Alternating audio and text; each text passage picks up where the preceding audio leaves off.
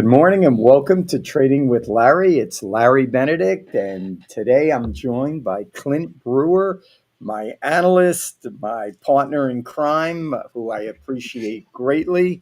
Um, Eric is out today, so Clint is in, and I'm glad to have him, and a lot to talk about, market wise. Yesterday was a pretty crazy day.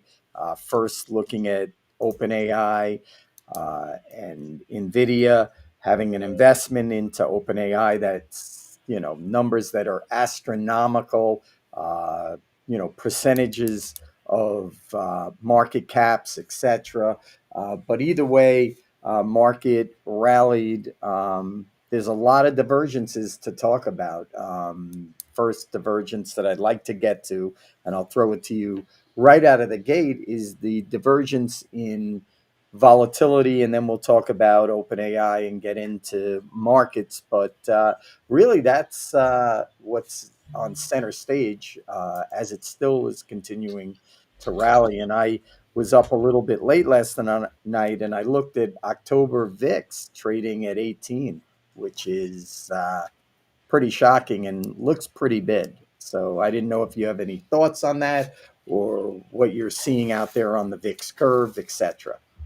Yeah, I haven't looked at the VIX curve, but I do know that just over the last, I don't know, four sessions or so, the VIX has been quietly creeping a little bit higher as we've still been rallying. So that's just, that's one thing to note, just the divergence you're seeing in the VIX. I think, the Nvidia headlines shows, what types of names are still propping up this market, and the breadth, I think, has been a little bit weaker over the last couple sessions, which that also lines up with the September seasonality. Everyone's kind of at a loss for the lack of weakness we've seen in September when it's supposed to be a weaker month. But I would note that that tends to be back half loaded, where you do see the S&P, pulling back a little bit. That tends to be the last couple weeks of September versus the first couple weeks. So who knows? Maybe we'll finally can see some downside play out. But yeah, I mean, you're seeing that signal with the VIX. One thing I would note too is that Bitcoin's struggled to confirm the highs in the S&P and the Nasdaq. We've put out a report somewhat recently about trading Bitcoin and just kind of these crypto spikes that we see. And one way you can do that is to look for when Bitcoin's not confirming what the major indexes are doing. And so that's along with the VIX, those are maybe some clues of what you could see, the month close out here. Yeah, I mean, listen, it's possible, but I was with one of my sons last night, and all of a sudden he pulls out his phone and he's trading Nvidia. Okay, I mean, I've never seen him trade before either. I've never seen him invest like that. Um, but he's like, "Hey, look, I just sold out my Nvidia position." So, you have massive, massive speculation and massive risk. But we've been saying this for a while now, and it kind of reminds me of '08, where I looked like the fool for 6 months, which right now it's coming up on 4 months, 3.5 to 4 months of me not being at all bullish with the market rallying. But what I would tell you is interesting. So let's look at yesterday, for example. You know, all day the market rallied. They had the news in Nvidia, which I want to get to. And when I turned around and I shut my machine off last night, the S&P was only up 23 points, which is nothing, right? And it's not even a quarter of 1%, basically. And the Nasdaq was up like 100, and that should be in this market the way it's moving. Bid and offer is like 100 points, so that's not even 35 basis points. So really, even though the move was all in one stock, Nvidia. And it was weird because the day started differently. I don't know if how much you were watching early on. So Nvidia was the weakest stock on the board. It was down a couple of bucks, and Tesla was the darling of the day, up huge. And then all of a sudden, when Nvidia started rallying, Tesla was getting smoked. and going straight down.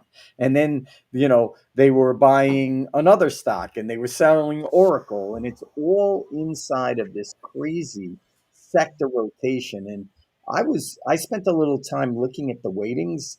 Do you know how much of a weighting Nvidia has in the QQQ? I don't know the QQQ. I know in the S&P it's running like 8 to 9%. And the And QQQ, I'm going to guess 10% plus. yeah, 9.94%. It's 10%.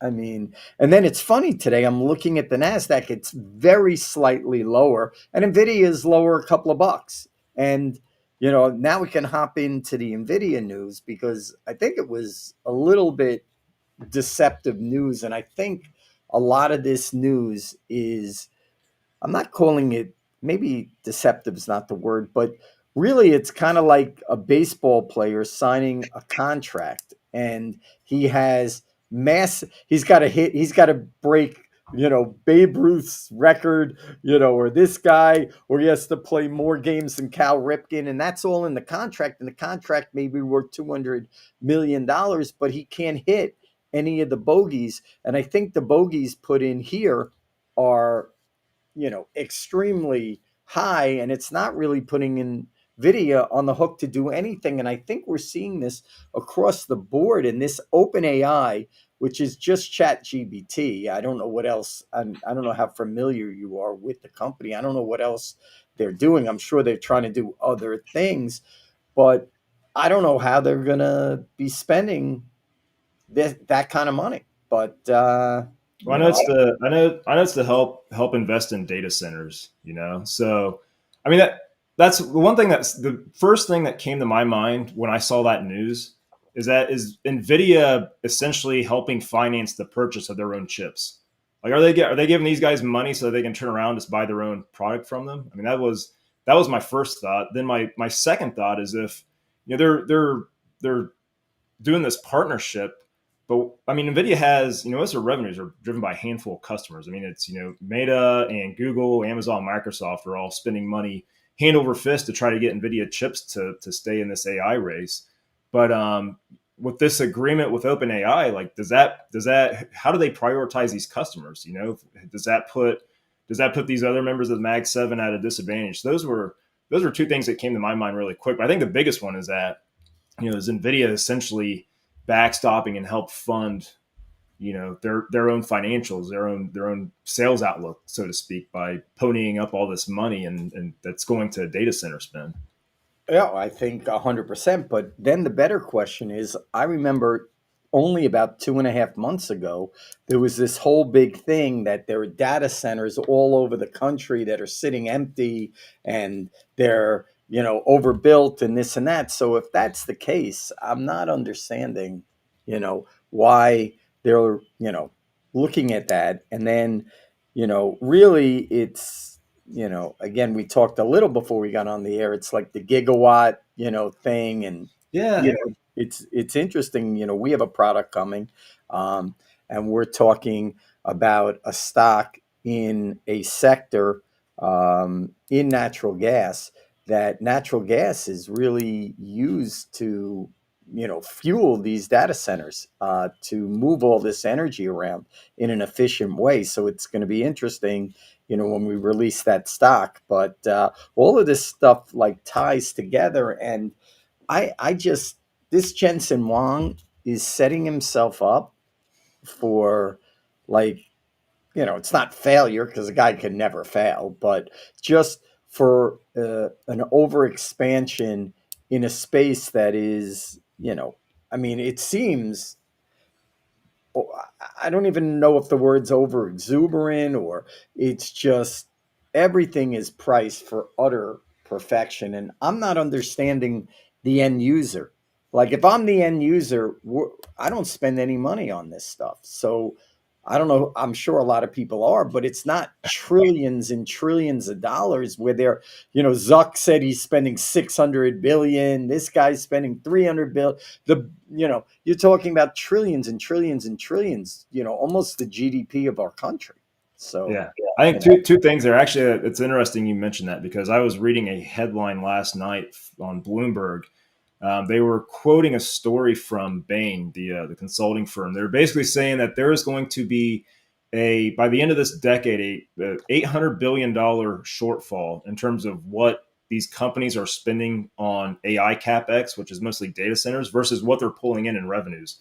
So to your point about what's the actual product and what are people paying for at the end of the day from OpenAI or Meta or whatever it is, they're saying there's going to be a huge revenue shortfall relative to what these companies are already spending. So that's one thing. And then the other thing, I want to go back just really quick to your comment about OpenAI and kind of the power requirements of these data centers, because what I found was really interesting in this agreement is that Nvidia said that they are going to benchmark these payments to OpenAI. It's going to be benchmarked to each gigawatt of computing power deployed. So I thought it was a very interesting that they're measuring progress in terms of gigawatt of computing power deployed.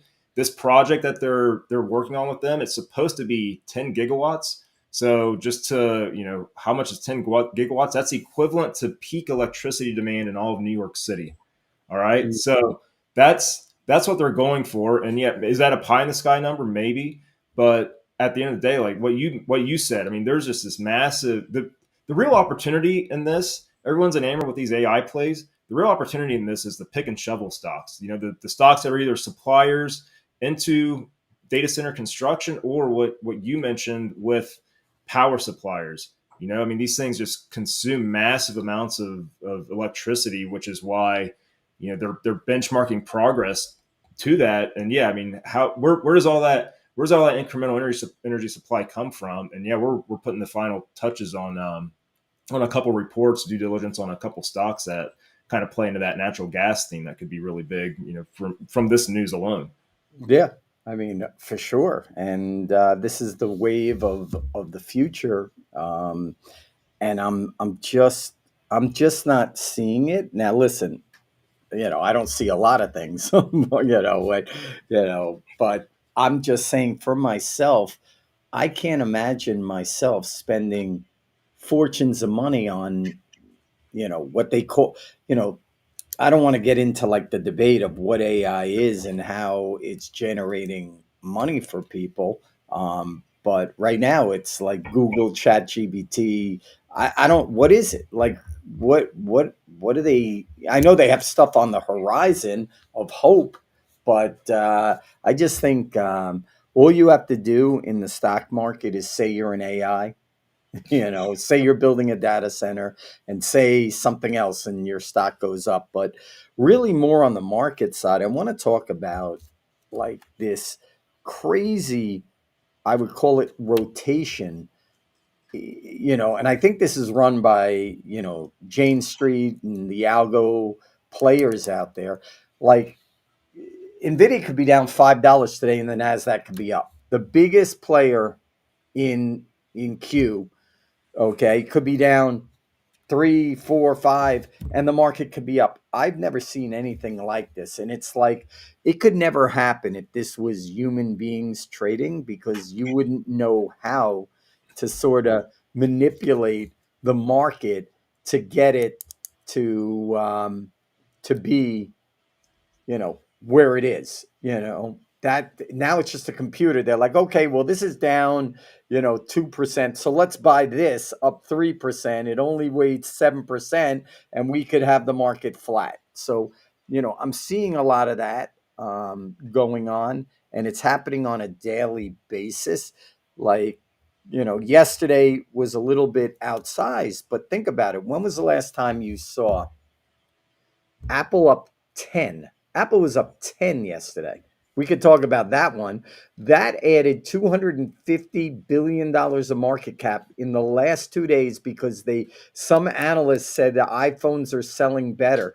But if you look at how many iPhones are sold in the United States, just how many dollars it is, it's less than $250 billion, not earnings, okay, just sales. So how is it possible that that's the case? You know? Yeah, I mean, I to your point about what the trading algorithms are looking for. I mean, they're looking to trade all these they can go through correlations of individual stocks quicker than you and I can, and they're trying to pick up a whatever, maybe a tick here or a tick there. I actually think it's been my concern in the market's been actually on the other side, to where yesterday was a great example. I can't remember where these things finished up at, but I remember out of the gate yesterday, the S&P was up, I don't know what, like 20 basis points, but you had smalls and mids and value were just getting absolutely crushed. So I think they came back some during the day, but like small cap, or I'm sorry, large cap value finished down a little bit on the day. Mid caps finished down a little bit on the day. So you're back in a situation where it's these Mag 7 names that are propping up the market, and yeah, it's like they're each taking their individual turns. At first it was Tesla, and then Nvidia saved the day yesterday. Now Apple. I mean, if you buy QQQ, like those seven stocks, like the top, I think it's the top 10 names in QQQ is like 50. It's over 50% of the fund now. So I mean, you can buy an ETF and you think you're diversified and all that good stuff, but you're really not. You're concentrating those top stocks, and meanwhile, the rest of the market, like it doesn't look like it's really going anywhere. And I saw an interesting stat from Apollo the other day. They basically benchmarked the S&P 500's earnings estimate for 2026 to the start of April. So that's when just everything was going to hell pretty quickly. And you had the 2026 estimate coming in because of the trade war fears. And then what they did was they separated out the recovery since then, the Mag 7 versus the remaining 493 in the S&P, and it's been an all Mag 7, as you can probably imagine. So you had a drop in earnings estimates, you've had a subsequent rebound, but the entire rebound has been driven by the Mag 7. Meanwhile, the remaining 493 have gone nowhere, which to me, that's like, I don't know. I started trading back in the late 90s, and I keep getting internet bubble flashbacks. Oh yeah, I would just say, but that's the thing. So it's what you just said. So it's really the Mag 7, but it's probably five other stocks now. You got Oracle, you got Broadcom, whatever. But every day one of them is up. It's like Apple won't be up today, really, because it ran really crazy. It should be down. Um, Nvidia news. I know this. I saw the stock was a little lower earlier. I think it's a big overreaction, but crazier than that, they'll just buy Meta or they'll buy. But why? That's what I've been trading this market forever and ever and ever, and I would tell you that we didn't have all these divergences. Like the AD line yesterday, advanced decline line, was horrendous. I mean, stocks were dead. Like if you look at the market yesterday and you're not in seven stocks, you're losing money. Okay. And that's the big fallacy. And now, if you're in these seven stocks or 10 stocks, your risk is extremely high because they've held up the market. And the NASDAQ moved from top to bottom. I looked at it yesterday. The NASDAQ futures traded like 14,000, maybe even a little lower. It's 25,000 on the NASDAQ futures. It's up over 50, almost 50% in the last, since April 8th, May 8th, June 8th, July 8th, August 8th, September 8th. You're 5 months in and the market's up 50%. I mean, that's probably the best year in the history of the NASDAQ, honestly. So, we're dealing with that. And you come in this morning, um, like you said, you have seasonality. Um, Today is the first day of Rosh Hashanah, and technically it's always sell that and buy back, basically 8 days later. Um, but everything that has to do with anything about selling doesn't work. So you're saying seasonality into the end of like, listen, I was thinking about it, talked a little about it yesterday on the show. The S&P is only up like 2.85 for the month, 2.9, which is a lot. It's a great month. It puts you at a 35% average. So it's a good month. But the question I have for you is, we have 6 trading days left. They could potentially take it out. I don't know if they will, but like, we haven't seen any market action. It's the same trade every day. And like yesterday, and I talked about it when we first started talking, when would you see Nvidia up 6, Apple up 10, and the Nasdaq only up 100? Okay, which is like not even an average day in this month. I mean, it's so that's the question. Like, what's going on here? Like, why didn't we have a move extension? Why, why could you have Apple and Nvidia up so much and the market up, but not even up 30 basis points? How is it possible? That's Yeah. what I'm saying. So those are the things like to uncover the clues here. But at some point, you got to believe there's going to be profit taking, across the sector at some point, right? Since we're up 50%. I mean, Yeah. you're I mean, running a danger. yeah. I mean, who like given the sheer weight of these stocks, the Mag Seven has and QQQ and the S&P and so on. Yeah. I mean, it can keep going. It's you don't know what's going to be the ultimate trigger that causes this thing to unravel. But I would say there's three clues, three hints that you need to keep a close eye on right now. And one is what we just talked about with a small number of names propping up the market. The Nasdaq struggling to get traction, even though you've got Nvidia and Apple doing what they're doing. That shows the weakness that's under the hood right now. So that's one thing to pay attention to. The other thing is what we talked about to start with VIX. VIX is just slowly creeping higher as the market's rallying. So that's one thing to watch. And then I would come back to Bitcoin again. I mean, if there's one thing that should be riding the wave of all this speculative froth and everyone getting all bulled up, like Bitcoin should be at new highs if the Nasdaq's making new highs, and it's not. I mean, if I was looking this morning, I think it's trading below its 50-day moving average. So you take all those things together, and I think there's still a chance you can finally see some September weakness play out before the month is out. I think you're spot on, but and also with Bitcoin, what I think, and that's why I'm shocked that I come in and every day the market's up. Bitcoin is probably I don't I think stocks are overowned more than Bitcoin right now. I think these Mag 7 stocks are overowned.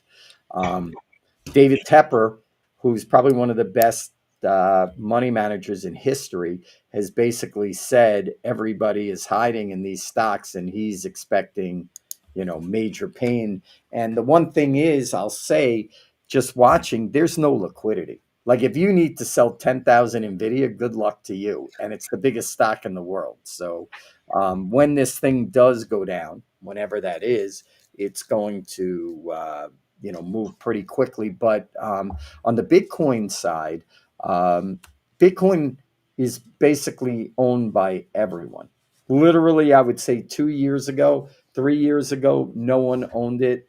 It was very difficult to buy. Um, and now you can buy ETFs. Like we have products that trade ETFs in the Bitcoin, and I think it's an over-owned asset class right now. And let me ask you this on Bitcoin. This is what I always wondered. So you have a natural seller in the market, like so in Nvidia today. Unless an insider is selling the stock, they don't have a natural seller per se. Like no one has to sell Nvidia today. But in Bitcoin, you have a natural seller, and that seller is the people that are mining coins, right? So they're in the market every day. If you're a Bitcoin miner, you're pretty much trying to, get your pay. Like I imagine some guy like pounding a rock, getting a paycheck and going to the bank. It's the same thing. So you have a natural seller in there, okay? And you have everybody else along. So when they run out of money or run out of inflows, this is what you see happening. What's Bitcoin? I saw it was down a little this morning, but I don't know if it turned Yeah, I've, around. I've got it. I've got it trading pretty flat this morning, but Right. So the question is, it's trading around 12,000. I mean, 8,000 was the lowest point of that last move, and when that happened, the S&P was cratering. I don't know if you remember. I mean, not really cratering because it's always up, but like Nasdaq had that 1,000 point sell off in 2 days, and people forget that pretty quickly. But Nasdaq midweek. Um, Last month, in August, like dropped 1,200 points in 2 days. So, Yeah, I you mean, know, we went from on August 13th, it was trading over 120,000, and by the end of the month, it was down to 108,000. right. Um, yeah, I mean that's so like I mean there can be some pretty decent lead times on this, but back at the beginning of the year, I mean Bitcoin peaked out. I literally think it was like right after inauguration day is when Bitcoin topped out in January, and about a month later, that's when the S&P hit its peaks. That's why one of the things, and we write about this in your e-letter a lot, is we'll take a look at the recent action in Bitcoin and overlay it with what the rest of the market's doing, because it has called a number of interesting turning points this year. So you had the peak earlier in the year, 1 month before the market peaked. Bitcoin barely, what's interesting is Bitcoin barely took out its low in early April relative to where it was in March. So that kind of helped flag the reversal that you saw in the markets. But now this most recent one is Bitcoin peaked out in mid-August, but the markets, the S&P and the Nasdaq have kept going. So that's the, in my opinion, I mean that's the one to watch right now, is that negative divergence, especially when everyone's so bowled up over AI. You would think crypto would be riding this wave higher as well, and it's not right now. And what the hell happened with Ethereum the other day? I mean, dropping, it was, everyone was losing their minds because it was down, what was it, like 7 or 10% overnight. Right. Well, it's funny. Everybody's in that, and it got up to like 4,600 from 2,000, and then it comes in a little, and they freak out. But I just see speculation all over. I'll give you another example. Like, I was reading this article. My kids used to have these cards, Pokemon cards or whatever, and Oh yeah. the return on Pokemon cards, which were worthless. Okay, it's like tulip bulb stuff. Are more than Nvidia's stock price over the last like 10 years. So I don't know who's buying. And like I have kids, in their 20s and 30s, and they do these baseball card flips. And these baseball cards are trading for tens and tens of thousands of dollars. And then it's even funnier. There's a guy in the NBA who my youngest son, played travel basketball at a pretty high level, and there's like five, six, seven guys in the NBA.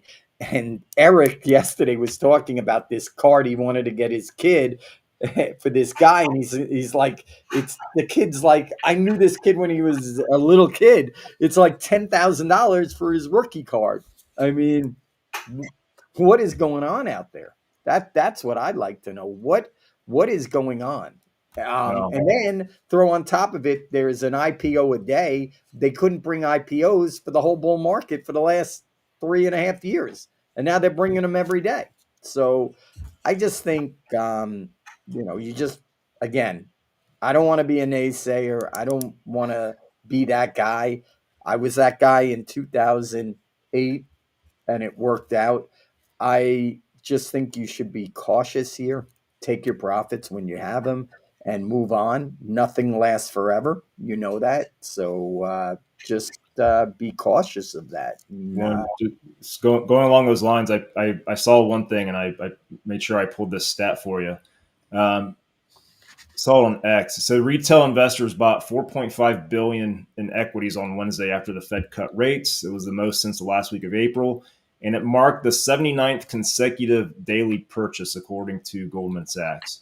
So I mean, retail has still been, whether it's baseball cards or stocks, retail has been plowing into this thing. I know, but what used to happen when we were traders, and I had a big hedge fund, and I knew a lot of other people, we welcomed that. Like now it's welcomed in a different way, and that way, I don't want to really get too in the weeds with this, but it's front running. So they know retail's coming.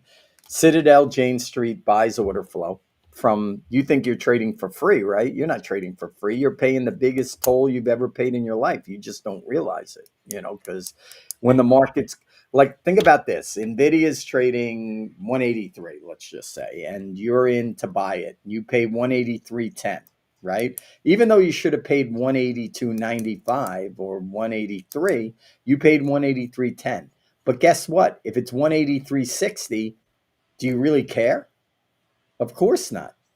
But when that becomes a problem is when the market's not going up and you're paying 83.10 and it's trading at 82.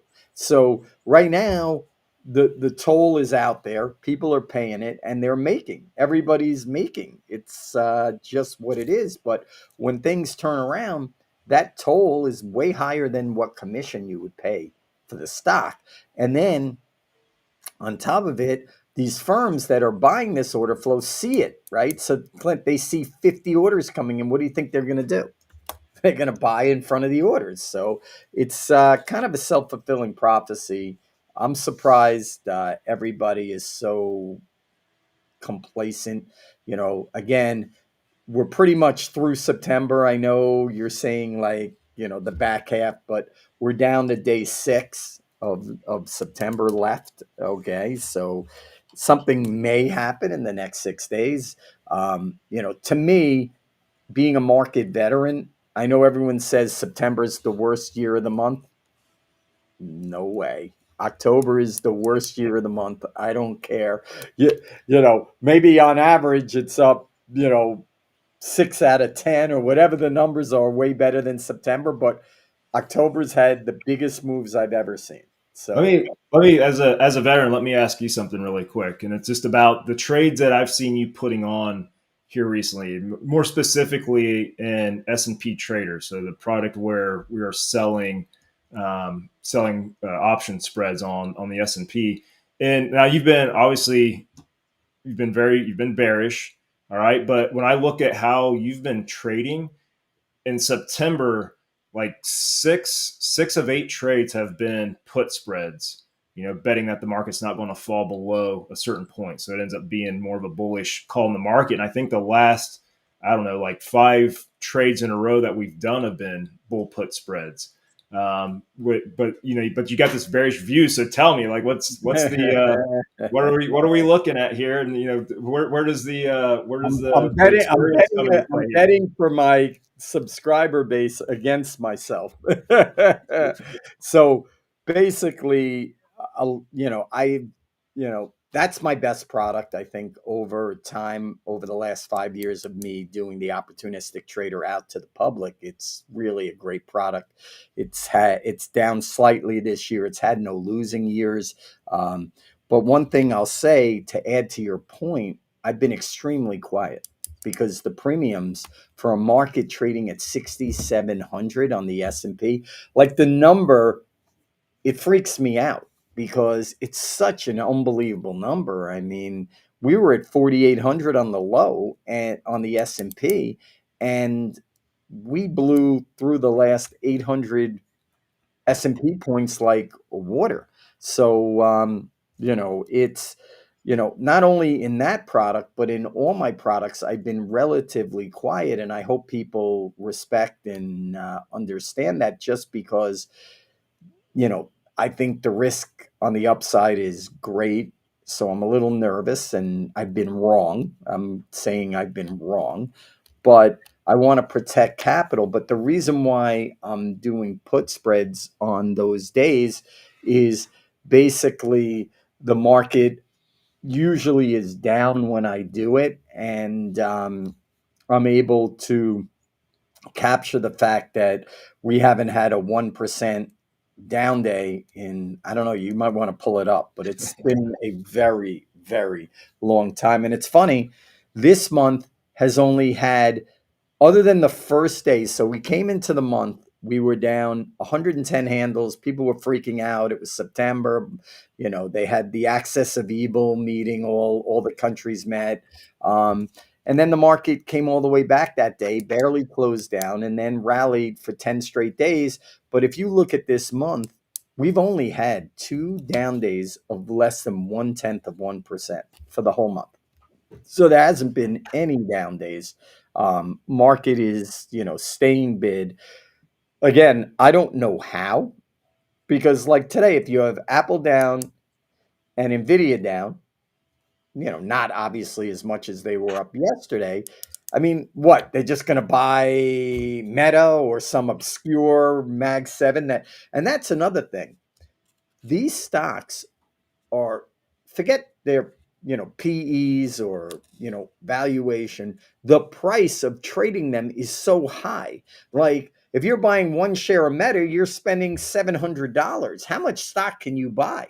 Literally. So it's all being done, Clint, on fractional shares. We see it when we get an order executed. We'll get a fractional share. Phil, like you've sold 0.25 of a share. Like that's what's going on here. And, I equate it back to my son trading Nvidia last night. It's like, I'm telling you, I didn't even know he had an account. He whips out a Robinhood account last night and he starts trading at 8:30 at night. We couldn't trade at 8:30 at night. They're trading 24/7. And if you look, the volume is small, but it's bid or offered for 100 shares up and down the line. 100 shares is moving, setting up Nvidia for the next day. So, there's a lot of things that are making me a little bit, extra leery. When my son is trading Nvidia at 8:30 at night, it gets me a little scared. Um, but overall today bonds are kind of, looking at the macro landscape, they're up slightly. Weird reaction. You talk about Bitcoin to the Fed to the market. What about the reaction in bonds, 10-year notes to the Fed? I mean, we were trading at 401 on the Fed. Now it's not a huge move, but we're 413, got up to 415 yesterday. And once the Fed comes off this fact that they believe they're cutting two more times this year, which would, I would say they're not cutting two more times this year unless we have a significantly negative jobs number, you know. And if we do, I mean, how could that be good? Everything's good for the market. Is that good for the market? I mean, I don't know. And rates are not extremely high on Fed funds. They're kind of neutral. So I Yeah, don't know. I think that's another risk to the outlook is everyone's just they're especially these Mag 7 stocks. I mean, when you have just these insane valuations, they're very susceptible to changes in interest rates, and everyone's pinning their hopes on this outlook for Fed rate cuts. I mean, it's been all the noise is being made on how much the Fed should be cutting right here, but what I think is interesting, you noted a little bit of a reversal in the 10-year. Well, I follow the 2-year very closely, just in terms of what that's more of the market pricing of where it thinks Fed funds could be heading, and it's been backing up too. I mean, it's still at a level that would imply two more rate cuts from here in total, not necessarily this year, but only two cuts in total. And I think you're starting to see the market reprice this outlook a little bit. I think the CME odds have even started to come in. The CME odds, when I looked, it was like, hey, we're going to get 5 or 6 rate cuts over the next year. I think last time I looked at that, it's down to like 4 now, which no one's really talking about. But that's a there's so much dissension on the Fed right now. Like their dot plot that was out last week was pretty incredible in terms of what everyone focuses on these median values and they're saying, oh, this is where the Fed thinks things are going. But then when you look at how these Fed members are actually what they're actually forecasting, like 7 of the 19 don't think rates should go anywhere. And one of them thought rates should actually go up from here, which, I know. depending, we'll see what the labor market data is. But I mean, I think you're cutting rates with core inflation at 3%. Like that's the to me that's the bigger risk right now. And by the way, the Fed's own projections, they don't see they're about to lose all credibility on inflation because they do not see core inflation returning to their 2% target until 2028. So they're basically, in my mind, they're saying we don't care about inflation. We're going to cut because we're worried about the labor market, and they're going to risk letting inflation expectations get unhinged by doing that.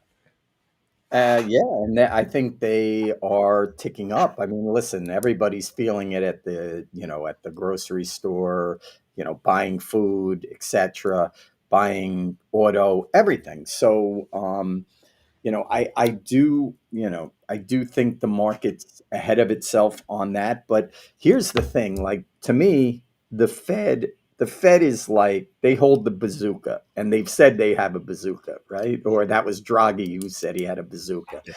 who was who ran the ECB.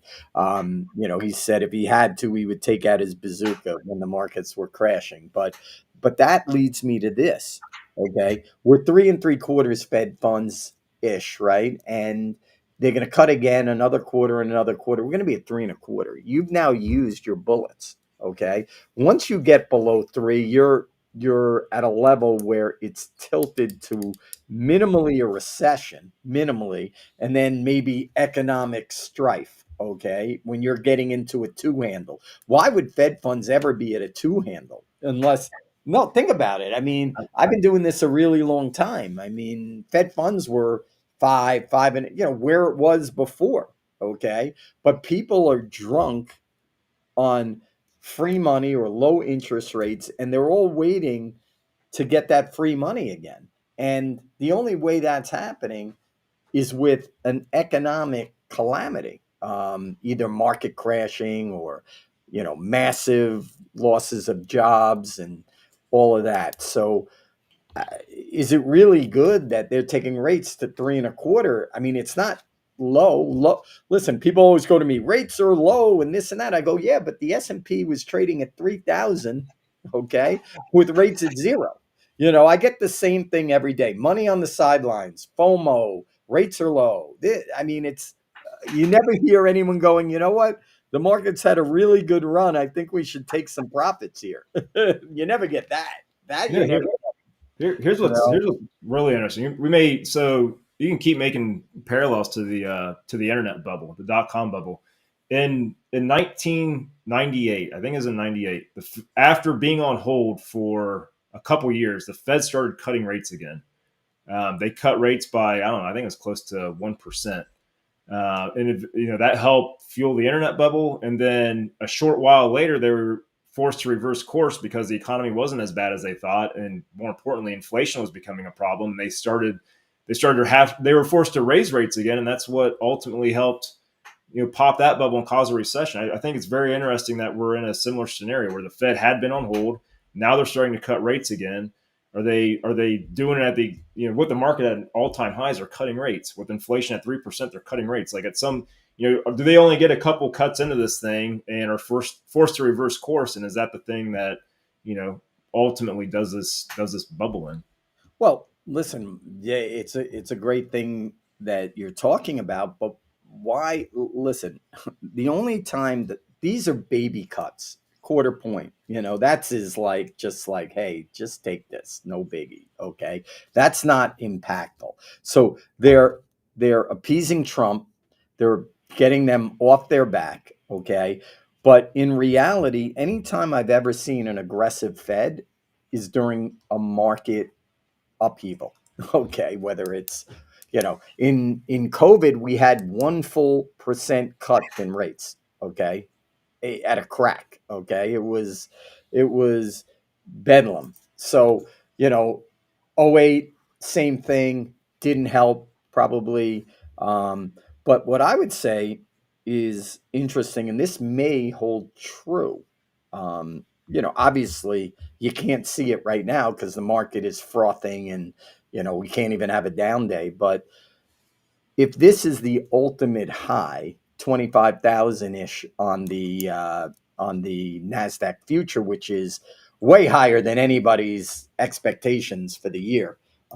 Every analyst, could this be the high when this thing breaks for the next 10 years? And that's really where this gets scary. Where the market isn't, handing people out free money. People are, living like rock stars off the stock market. So, there's a lot to look at. Again, we're getting into seasonality. We'll see if it shows up.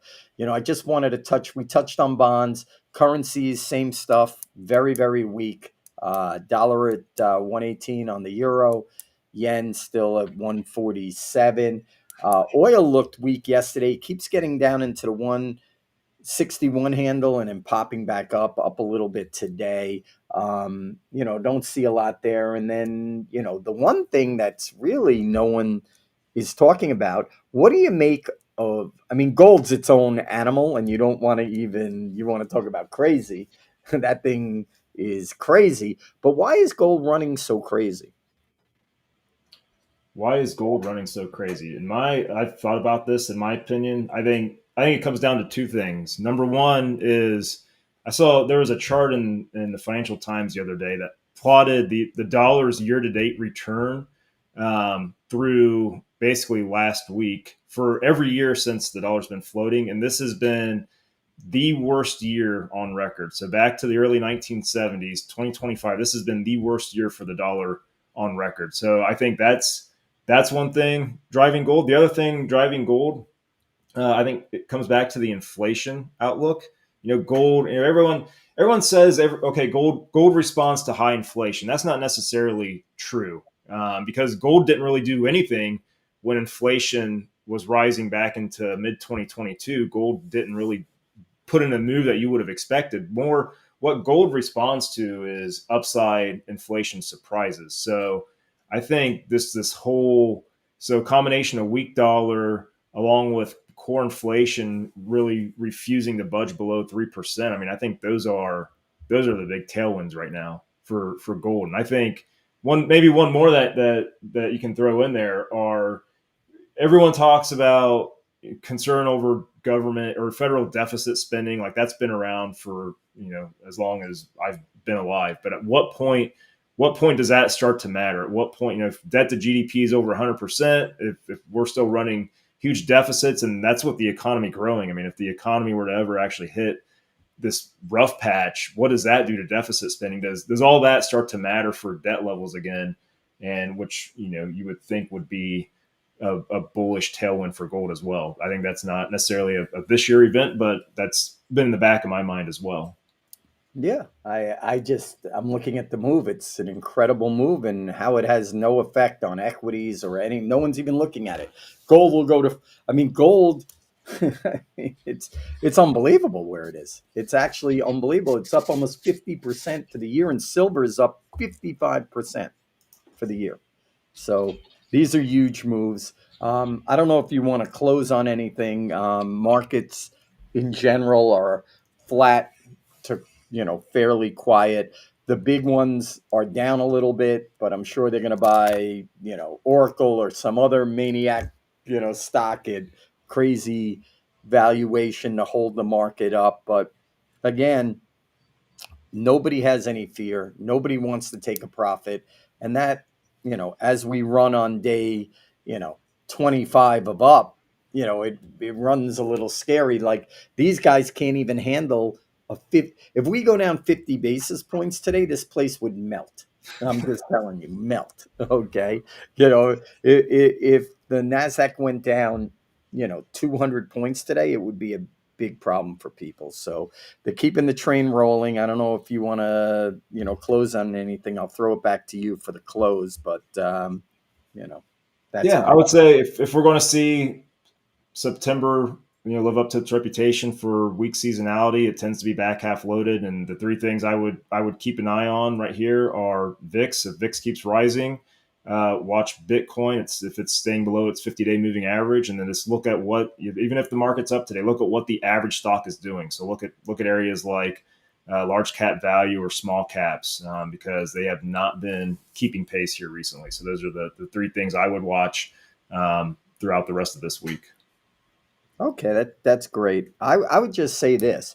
It's a weird thing because if you see those small caps or the Dow or Russell start going up, probably means that the Nasdaq's going down, which it doesn't make any sense, but just keep an eye on that and we'll be back tomorrow and I appreciate you and thanks for joining me today.